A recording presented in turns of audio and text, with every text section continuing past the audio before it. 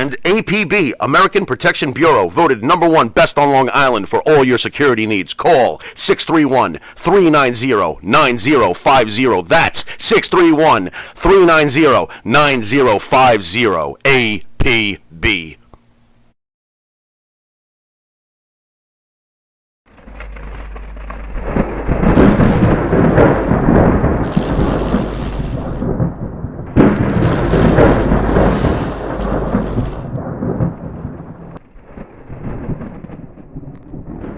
They're athletes. Well, they never did that because John Stossel wanted to sue Vince McMahon. So that was the deal. Eddie, did you ever keep in touch with Dr. D? As strange as the question may seem over the years, have you ever spoken to him? I did. I used to keep in contact with David until he two-faced me on Dark Side. Oof. And that's when I said, fuck you. I won't ever talk to you again. I don't need you. Never needed you. You know what I mean? I spoke. Wait. Can I ask a question? What did he say about you on Dark Side, Eddie? Well, just listen.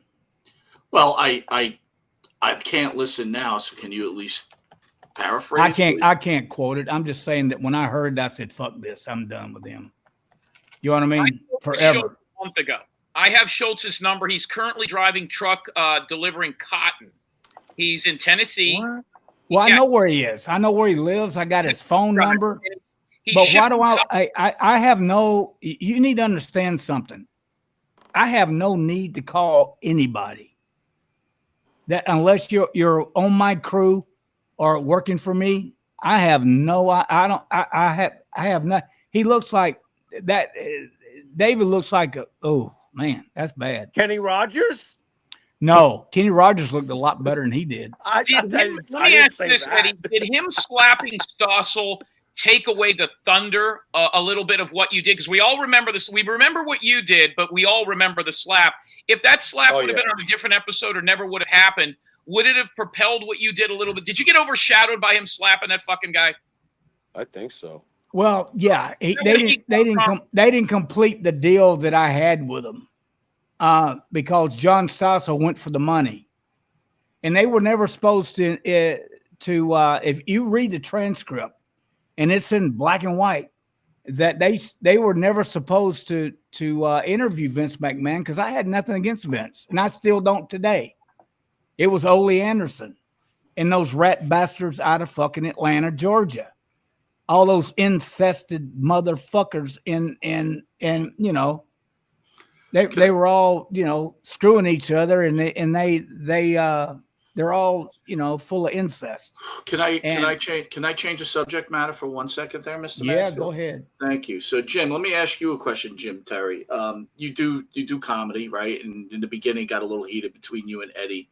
When you do these kind of prank calls and it goes crazy and you get everything that you're looking for, at any point do you feel bad? Depends on who it's. We've gotten a lot of people that have gotten a lot of people. I like to say that we don't go after anybody who doesn't deserve it or who isn't. You're saying that? Hey, excuse me. You're saying that I deserved it? What the fuck did I ever do to you? I didn't prank call you, Eddie. The person that prank called you was a handicap guy, and he was very excited because he's a huge Eddy Mansfield mark. He's out of Detroit. He saw you wrestle with the Sheik. I put him on the phone. You know, he wasn't retarded. He actually has had 22 strokes. He's currently in the hospital, and he brought your name up on our show. And I said, I know this guy.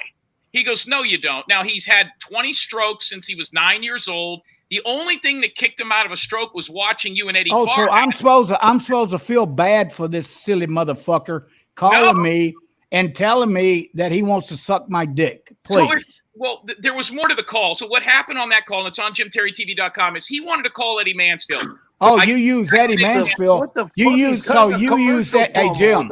So you used Eddy Mansfield without my permission. Here's what I said. You called me. No, excuse me. You used my fucking name and without my permission with that silly motherfucker. Did you really? And you call yourself my friend. No, you call yourself my friend. I don't do that to my friends. I said, I know this guy.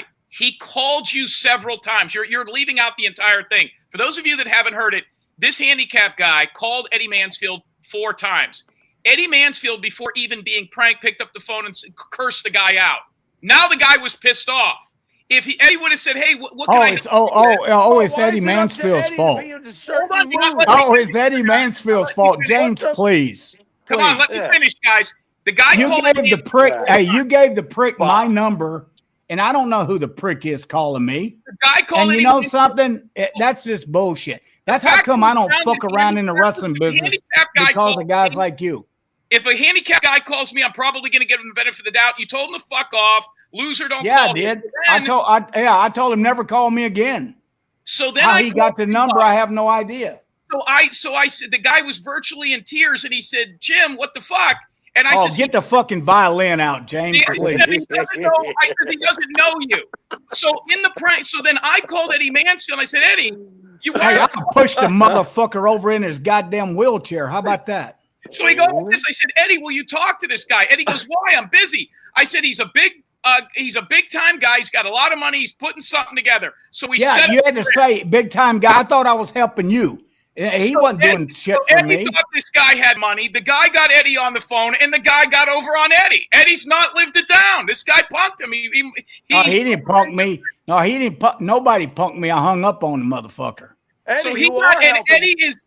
It's interesting that Eddy Mansfield got put over this handicap guy, but that's where it went. But it started out pretty innocent enough until Eddie chopped him up, and then the guy was pissed. And it's, by the way, I would play it here. It's insane. But the guy, it wasn't me that pranked him. It was me trying to put a handicapped guy who had weeks to live on the phone with Eddy Mansfield. Eddy Mansfield. Oh, bullshit. Oh, you're going to put weeks. Hey, hold on. There's wait a minute, hold on. Eddie, there's a lady out there, Barbara Buffalo, that says, "Eddie, we thought it was funny too. Sorry." Sir. Well, why don't you go suck his dick, Barbara? Now, I want you guys to know that Eddy Mansfield talked to this guy because he then thought the guy had a lot of money. And that's when the guy said, "I want to get you involved in a federation." Eddie said, "Okay, what are we talking about?" Now, this guy's got a major problem. He's stroked out. He doesn't use the right side of his body. He's got a paralyzed arm. It's not only audio, it's visual. You can see this happen. I mean, I don't have a problem. James, you can't bury Eddy Mansfield. Nice try. But it ain't going to happen. This guy you know something? You can take your fucking little fucking stooge, your little fucking wheelchair victim bastard, and shove it up your ass. Don't mention my name anymore, Monte. So this guy beat you clean in the middle, Eddie. No, he didn't. So James, let me beats Eddy Mansfield clean in the middle. Let me set me up, you fucking little asshole, and that's the truth. James, let me ask you this. Your partner, Mr. X, right? Monte, does that answer your question? Do you think I feel bad? Do I look like I feel bad that this guy... Well, so that's... I'm asking, right? Because I'm just asking the question. So I'm going to ask you another question. You have a partner, Mr. X. He has all fun doing this type of shit. How come he won't show his face? What do you mean he won't show his face? The guy's got a movie on Tubi right now. He's got a mask on, right? What Mr. X, whatever the fuck. What? So we've described it. First of all, if you look at the Mr. X's name, what's his name? Guys, if you're gonna ask me questions, you gotta let me fucking answer. All right, good. All right, so let me answer. So here's the deal. Mr. X at the beginning of his show says, "You know who I am." Everybody and their mother knows who Mr. X is, and Mr. X uses the mask because he has other media that he does. He has a children's book. He has major motion pictures on television. He's selling movies to different things. Plus, it doesn't take away from what I do. He's got his mask on his show. He's a tag team partner of mine. So wait a minute. So let me ask you this, James, and I'm being honest here. He's wearing a mask because he's doing other social media because he knows if he was really brought out for what he's doing, he would lose all this. That's correct, right? Because he knows it's not right, right? Everybody, that's it. The way you're framing it sounds good to people that don't like what we do, and the people that love what we do. There's far more of them. Listen, we've got a streaming platform that has been very successful in less than 2 years for a bunch of guys like us. But the reason he does that is so that he can separate the branches. So, James, you're telling me that you charge. I'm not holding on. Fuck you. I'm telling you that, hey, you're charging $25 for fucking bullshit content. What's that? So you use guys like me and other guys like me on that platform without paying us. And you're going to run into a problem with that. I don't think so. We have lawyers. We know exactly what we're doing. Well, good. Well, hey, have your lawyer call me, and let's see how good. Hey, believe me, I'll hook you up with my guys, James, because you're such a big shot. Eddie, here is my phone number. You won't even show your face. Well, I can't because I'm under contract. You're not under contract. Eddie, you're I'm under contract, you fucking pussy ass motherfucker. I am under contract. I've got my phone number and my face, and Eddy Mansfield can't turn his camera. Who is telling you can't turn your camera on? Hey, Oprah? Network. And you wouldn't know a network because you don't have network deals. You got jabroni deals. And you're ripping off people for $25 for shit. $29.99. Eddie, I've got an Iggy that says you won't turn the camera on because you've recently had some plastic surgery that didn't sit well. Is that the reason? Oh, no, really? I'm too pretty to have plastic surgery, man. Somebody told me you got your eyes done and there was some paralysis. So I'll be fair on this one. Eddie and I speak often and we exchange photos. So that would be untrue, Jim. Is he clothed in them, Monte? What's that? Is he clothed in the photos you exchange? I mean, he is clothed. Yes, he is clothed. What are you suggesting over there, James? And James, Monte, by the way, have you heard the call? Sorry, Pharaoh. I have not heard the call with Eddie. No, okay. I have not. These are incredibly popular. And by the way, it's not even 3% of the thousands of hours that we do. We've got prank calls to wrestlers, which are interesting because these guys are the best at what they do. But we've got them to country western singers, political figures, retired baseball players, Heisman Trophy candidates. We've got a million of these things. The wrestlers are less than 3% of the prank calls. They're just the most interesting because it's so much out in social media. So that's how that started. It was one phone call, and it wasn't even set up to be a prank call with Eddy Mansfield. If it was, I would tell you. We were trying to put a huge fan from Detroit on the phone with him, and with Eddie's personality, it clashed because Eddie. Hey, you're so full of shit, James. Just stop. You just stop because you're lying. Jim, to be fair, Jim, right? You're lying. The question was, do you feel bad? And Eddie felt that you like his friend. So I thought he was my friend, but now you know who your friends are and you know who your enemies are. And Jim's not a friend.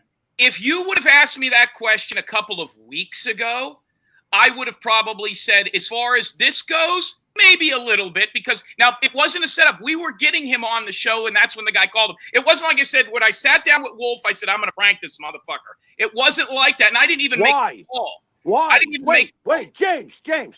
Why? You said previously that when you pick somebody that you're going to do a prank on, usually there's a good reason. What did Gary Wolf do to you? Because I know Gary personally. What did he do?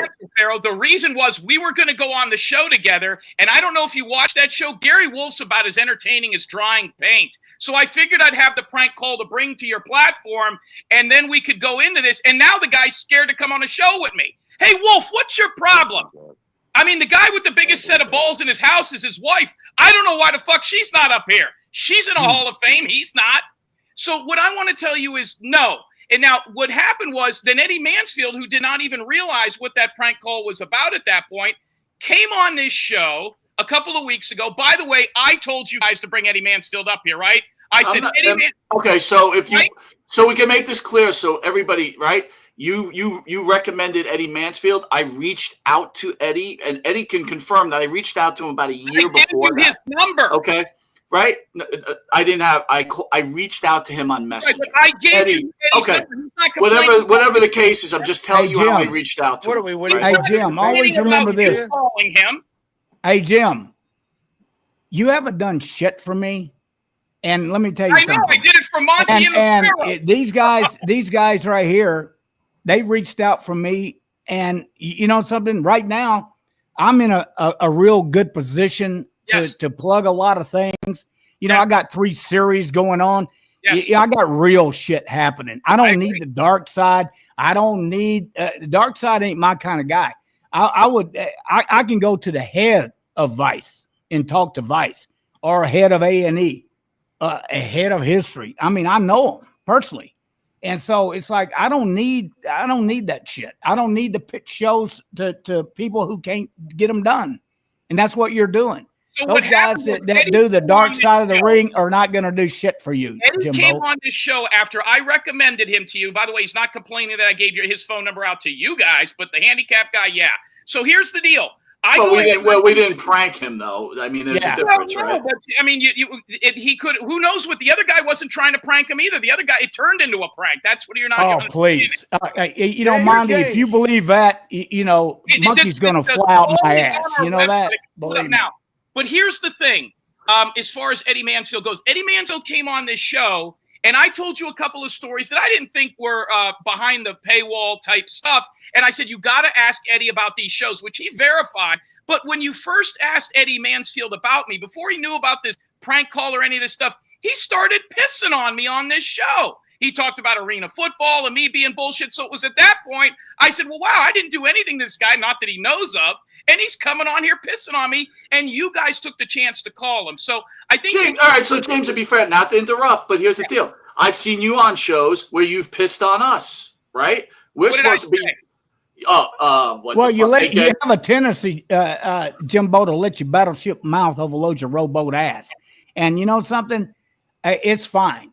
If you want to make an enemy out of me, that's good. You can Eddie, do that. how are you an enemy because a guy got over on you? So hey, that motherfucker didn't get over on me. You did. You took advantage. You took advantage of having my number and giving it to some fucking retard faggot and telling me one thing when it wasn't the truth. You lied.